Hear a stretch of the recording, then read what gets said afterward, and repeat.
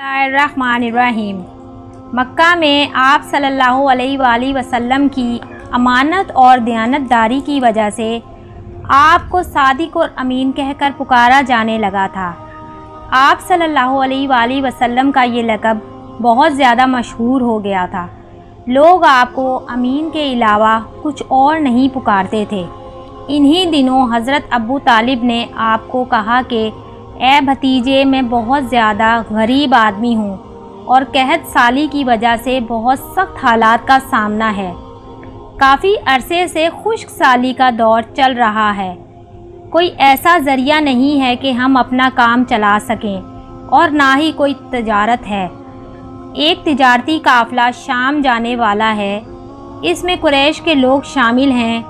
कुरैश की एक खातून खतीजा बिनते खौलद शाम की तरफ अपने तिजारती सामान भेजा करती हैं। जो शख्स उनका माल लेकर जाता है वो अपनी उजरत उनसे तय कर लेता है। अब अगर तुम उनके पास जाओ तो उनका माल ले जाने की पेशकश करो तो वो ज़रूर अपना माल तुमको दे देंगी, क्योंकि तुम्हारी ईमानतदारी की शोहरत उन तक पहुंच चुकी है। अगरचा मैं इस बात को पसंद नहीं करता कि तुम शाम के सफ़र पर जाओ, यहूदी तुम्हारे दुश्मन हैं, लेकिन हालात की वजह से मैं मजबूर हूँ। इसके अलावा कोई चारा भी नहीं है। यहाँ तक कहकर अबू तालिब खामोश हो गए।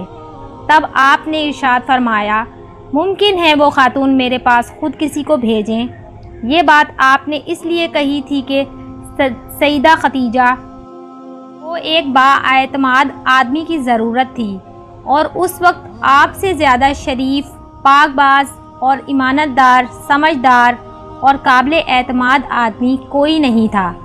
अबू तालिब इस वक्त बहुत परेशान थे।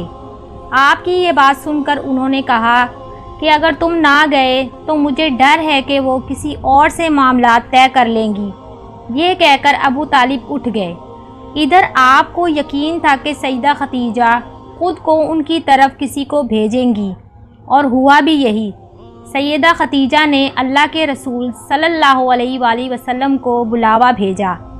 आप से कहा कि मैं आपकी सच्चाई और ईमानतदारी और नेक इखलाक के बारे में सुना है, इसी वजह से मैंने आपको बुलवाया है। जो मुआवज़ा मैं आपकी कौम के दूसरे आदमी को देती हूँ, मैं आपको उससे दुगना दूँगी।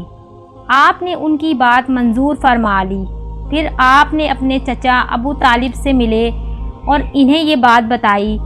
अबू तालिब ये सुनकर बोले कि ये रोज़ी अल्लाह ताला ने तुम्हारे लिए पैदा फरमाई है।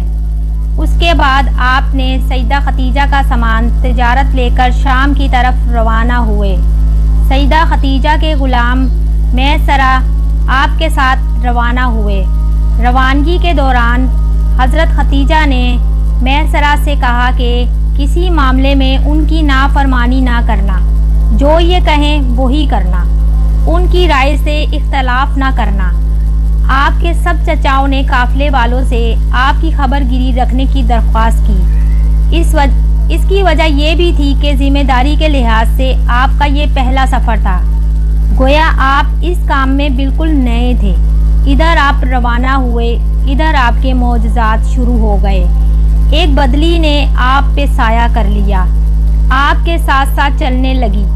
जब आप शाम पहुँचे, बसरा शहर के बाज़ार में एक दरख्त के साए में उतरे। ये दरख्त एक ईसाई राहिब नस्तूरा की खानगाह के सामने था। उस राहिब ने मैसरा को देखा तो खानगाह से निकल आया। उस वक्त उसने आपको देखा। आप दरख्त के नीचे ठहरे हुए थे। उसने मैसरा से पूछा कि ये शख्स कौन है जो इस दरख्त के नीचे मौजूद है। मैसरा ने कहा, ये एक कुरैशी शख्स है, हरम वालों में से है। ये सुनकर राहिब ने कहा, उस दरख्त के नीचे नबी के सिवा कोई आदमी नहीं बैठता। मतलब ये कि इस दरख्त के नीचे आज तक कोई शख्स नहीं बैठा। अल्लाह ताला ने हमेशा इससे बचाया है कि इसके नीचे नबी के सिवा कोई दूसरा शख्स नहीं बैठेगा। उसके बाद उसने मैसरा से पूछा, क्या इनकी आंखों में सुर्खी है? मैसरा ने जवाब दिया, हाँ बिल्कुल है, और ये सुर्खी उनकी आंखों में मुस्तकिल रहती है। अब नस्तूरा ने कहा, ये वही हैं। میسرہ حیران ہو کر اس راہب کی طرف دیکھا اور بولا، کیا مطلب ہے، یہ وہی ہیں؟ تو نستورہ نے کہا، یہ آخری پیغمبر ہیں، کاش میں وہ زمانہ پا سکتا، انہیں ظہور کا حکم ملے گا، یعنی انہیں جب نبوت ملے گی اس کے بعد چپکے سے آپ کے پاس پہنچا۔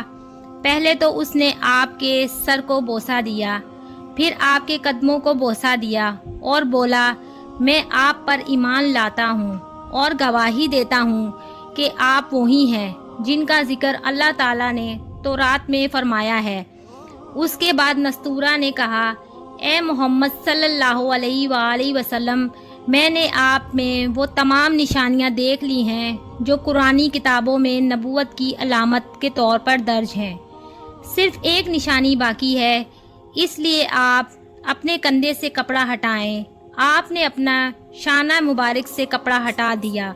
تب نستورہ نے وہاں مہر نبوت کو جگمگاتے دیکھا تو فوراً مہر نبوت کو چومنے کے لیے جھک گیا، پھر بولا، میں گواہی دیتا ہوں کہ اللہ تعالیٰ کے سوا کوئی عبادت کے لائق نہیں، اور میں گواہی دیتا ہوں کہ آپ صلی اللہ علیہ وآلہ وسلم اللہ تعالیٰ کے پیغمبر ہیں۔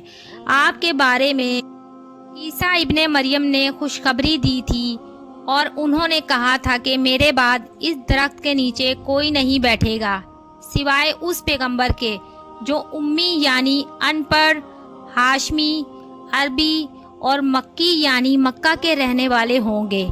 قیامت میں حوض کوثر اور شفاعت والے ہوں گے۔ ناظرین، اس واقعے کے بعد آپ بصرہ کے بازار میں تشریف لے گئے۔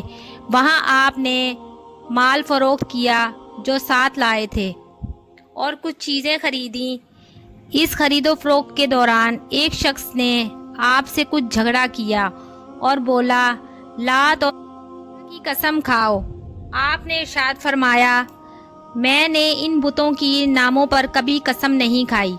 آپ کا یہ جملہ سن کر وہ شخص چونک اٹھا، شاید وہ گزشتہ آسمانی کتاب کا کوئی عالم تھا، پھر اس نے آپ کو پہچان لیا تھا، چنانچہ بولا، آپ ٹھیک کہتے ہیں۔